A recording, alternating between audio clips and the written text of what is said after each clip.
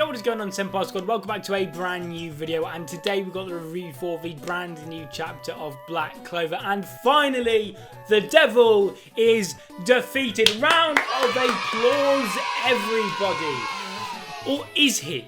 In all seriousness, is he actually defeated? Because I'm not 100% convinced he actually is, and personally, I'm quite open to the idea of him actually retreating for now and reappearing later on down the line in the story.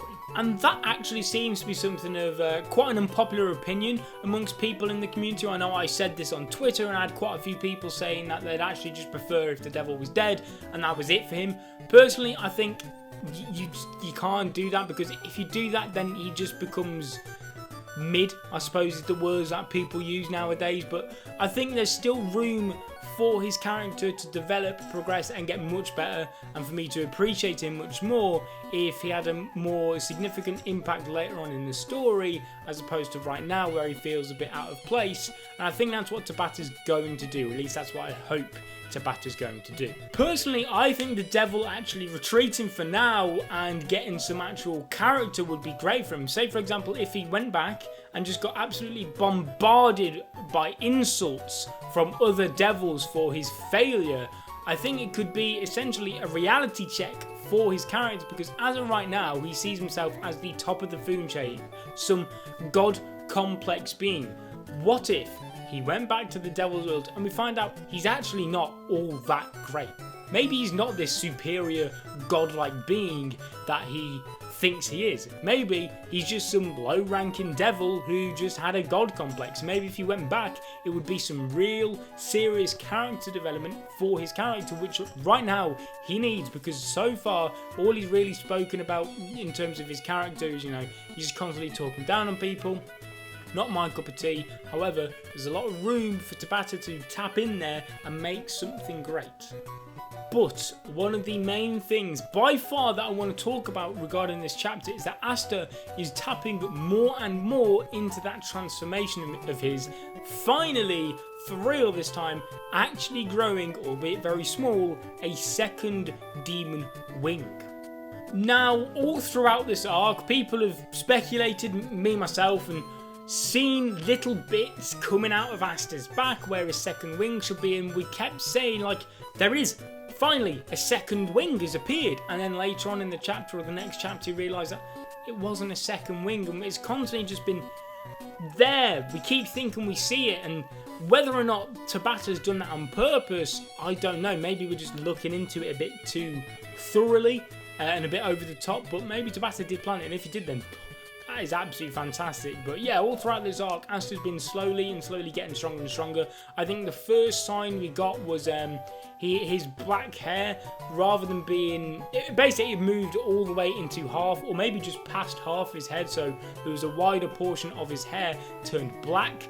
And then obviously he's got his new spell at the minute where he's been able to coat his anti-magic sword with even more anti-magic, making it this huge medium range attack, really. A very, very dangerous spell. I'd argue probably by far his strongest spell that he's got. Spell in quotation marks, whether or not you can call it that, I don't know.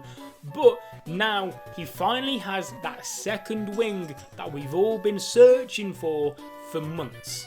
Now, I do wonder what actually allowed Asta to tap into this new transformation. I say new transformation, it's sort of not new, it's kind of just growing on and it already exists in one, getting to a more complete form of it. But was it purely just his desire and passion to win in this fight that spurred him on to go beyond his limits, or did Nero's healing / sealing magic unlock something within him, a little bit like when the Witch Queen first unlocked this transformation for Asta? And then finally we have Yami. I loved Yami in this chapter, despite him actually only appearing for just a few pages. The flashback mixed with Elf Charlotte's reaction along with Yami's concentration and facial expressions made for a surprisingly hard-hitting emotional scene. And it almost makes you forget a little bit that canonically this is still the exact same day as the Wizard King's death, and still only 3 people know: Yami, Asta and Marks. I believe his name's Marks, and technically you could include Patry in there as well, but okay, 4 at a stretch. And so, like I was saying, to finish this all off, I just can't wait to see what we've got next chapter. What I don't want is for the devil to pull out some sort of hacks move where he's back to full health and he's just even more of a god complex knob than he already is. That's just not what I want. I want him to either be defeated, it's not really what I want, but I'd take it, or what I personally think would be the best way for it to happen is for him to retreat, go back to the demon devil world, the other dimension or whatever he calls it, and get a bit of character development. I think that's best for him, the story, and the readers. But guys, thank you so much for watching. Leave a like on the video if you enjoyed. Subscribe if you're not already to become a member of the Senpai Squad. Leave all your thoughts and opinions in the comment section down below, what you thought of this chapter and what you think of the devil's future. I'll be seeing you guys in another video, but until then, peace.